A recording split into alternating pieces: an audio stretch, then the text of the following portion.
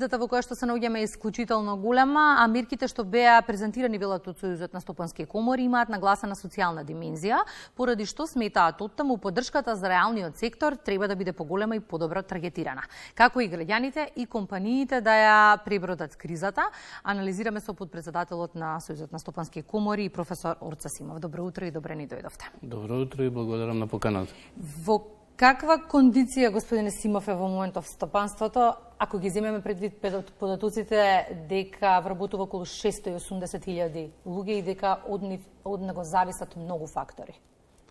Стопанството долг временски период е изложено на негативни фактори, почнувајќи од ковид кризата, кога имавме намалена работа, локдаун, големи трошоци за стопанството затоа што голем број на луѓе кои што беа болни од ковид не одеа на работа, нивните плати течеа и беа на терет на стопанството. Потоа имавме многу луѓе што беа во контакт со заболени од ковид, беа во карантин, исто така беа на терет на стопанството, затоа што во Фондот за здравство континуирано се зголемува бројот на денови кои што кога некој вработено лице е на боледување е на терет на Фондот за здравство, така што сега после 30-тиот ден тие исплаќаат боледување. Потоа после ковид кризата дојде енергетската криза. Ние немаме никакво производство на нафта и газ, а немаме и доволно производство на електрична енергија, така што плаќавме доста висока цена на енергенсите и највисока цена на електричната енергија во регионот. Потоа се појави инфлацијата, која што во почетокот се сметаше дека ќе биде транзиторен, дека брзо ќе помине, дека се појави поради зголемената потрошувачка после ковид кризата, меѓутоа таа остана долг временски период, ги троши ресурсите на компаниите, така што трошоците се зголемуваат по повеќе основи, по основ на вработени, по основ на набавка на производи, репроматеријали, нарушене глобалниот синџир на снабдување, не можат да се набават соодветни резервни делови потребни за производството, компоненти за реализација на одредени индустријски капацитети и линии, долго време чекање и така натаму, и сето тоа ги дава ефекти како едно патување по немирно море, долг временски период кој што го истрошува стопанството и ја намалува неговата ликвидност. Донесе владата антикризни мерки, се најавуваат нови во ноември. Што сметате ли дека се во вистинско време и соодветни? Антикризните мерки, тие повеќе се однесуваат на заштита на населението, на стопанството. Од тоа што го видовме дека се најавува како антикризни мерки, не препознаваме дека има нешто за стопанството. Алоцирани се во буџетот околу 4,5 милиарди денари, претежно наменети за заштита на населението, за заштита на ранливи категории, за стопанството не препознаваме некои мерки. Имаше реалокација на буџетот, односно прераспредело, како што сега модерно се кажува, 290 милиони евра се пренесоа од предвидени трошоци за капитални инвестиции во социјални трансфери, што е една мерка која што не одговара за развој на стопанството, затоа што една од најдобрите мерки за поддршка на стопанството е капитални инвестиции, инвестиции во инфраструктурни проекти, енергетски капацитети и други објекти потребни за функционирање на државата.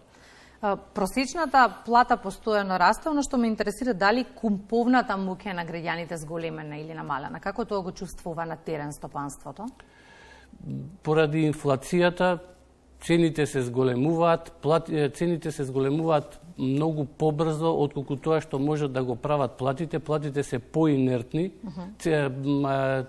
цените на одредени производи многу побрзо се зголемуваат и сето тоа во одреден првичен временски период ја намалува куповната моќ на граѓаните, а компаниите се под притисок на вработените. Сега ние сме во една ситуација кога имаме намалена невработеност во државата, односно недостиг на работна сила. И вработените веднаш бараат да добијат поголеми плати, а стопанството нема во почетокот од каде да генерира дополнителни приходи за да може да ги обезбеди зголемувањето на тие плати. Ние од една страна имаме намалена потрошувачка од странство, затоа што најголемиот партнер на Македонија, Германија, неколку квартали е во рецесија, внатрешната потрошувачка исто така е намалена, затоа што имаме континуиран одлив на население. Исто така компаниите се борат со зголемени трошоци по повеќе основи, така што приходите на компаниите се намалуваат, а расходите растат и доаѓаат често до ситуации каде што расходите се поголеми од приходите и компаниите треба да се борат со таа ситуација. Дали во овие антикризни мерки кои што ги споменавме, препознавате некој за реалниот сектор? Ве контактираше ли некој од владата пред да се донесат истите, бидејќи веројатно нели треба да се претпостават и последиците од истите? Ние во овие мерки се уште не се ни конкретно објавени кои мерки ќе бидат. Ние како стопанство не сме контактирани заедно да работиме на тие мерки, што и еве да речеме и не е тоа некој голем проблем. Голем проблем е тоа што не се носат вистински мерки. Мерки за решавање на проблемите не може да се донесе. Не постои магична мерка преку ноќ нешто ќе се направи и тоа ќе ги реши сите проблеми. Но какви се неопходни во моментот? Има долгорочни, краткорочни и среднорочни мерки. Ние треба да создадеме дополнителна вредност, затоа што ако стопанството не создава дополнителна вредност, нема да има доволно приходи во буџетот, нема доволно приходи за пензионери, платите ќе бидат ниски и така натаму. Државата треба да создаде услови да се генерира дополнителна вредност, стопанството да може да се развива. Тие мерки се долгорочни, одржливи мерки за развој, временската рамка нивна е 15 години. А кратките популистички мерки обично се скапи и тие не даваат вистински резултати. Треба да се работи на искоренување на корупцијата, на зголемување на ефикасноста на јавната администрација, на подобрување на образованието. Затоа што ако тоа не го направиме, во иднина нема да имаме параметрите што ќе дефинираат економската рамка во иднина, ќе бидат исто така слаби. Тоа го предвидува и Светска банка. Ние видовме дека во последните 3 години од 2020 навака Македонија има најслаби економски резултати на Западен Балкан, а и предвидувањата Светска банка што ги направи за наредните 3 години исто така покажуваат најслаби резултати. Да речеме еден индикативен пример исто така е e-governance. Сега излезе извештајот од Европска унија за дигитални услуги на државите и Македонија од 2021 до 2023 за жал во Европа има најмал индекс од само 35 и сме последна земја. Што велат европските искуства во тој контекст? Како стопанството во Европа полесно ја поминува кризата? Земјите кои што бидејќи кризата е глобална, нели? Кризата е глобална, во светот се случува сегментација која што не е видена и глобални поместувања кои што не се видени неколку децении. Кризата е голема, може да биде и уште поголема доколку се интензивира војната меѓу Израел и Хамас, доколку се вмешаат и други земји во Блискиот Исток.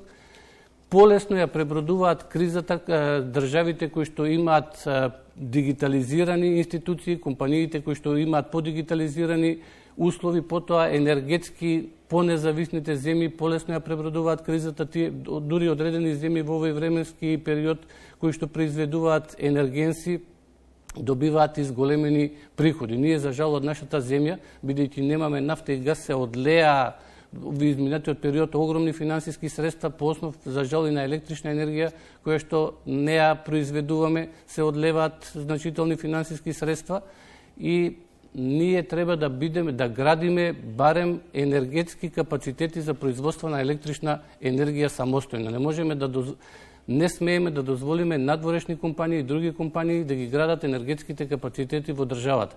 Ние ЕСМ 90-тите години произведуваше доволно електрична енергија да ги задоволи потребите на Македонија, а сега гледаме една обратна ситуација каде што наместо тие да ги градат енергетските капацитети, најчесто во јавни приватни партнерства ги издаваат просторот што го имаат други да градат фотоволтаични системи, тие да земаат само мал дел од производството на електричната енергија и за жал последниот случај кога Чебрен Галиште исто така се даде на странска компанија наместо домашното електростопанство да го изгради капацитетот и со тоа да овозможи во иднина предност на македонското стопанство.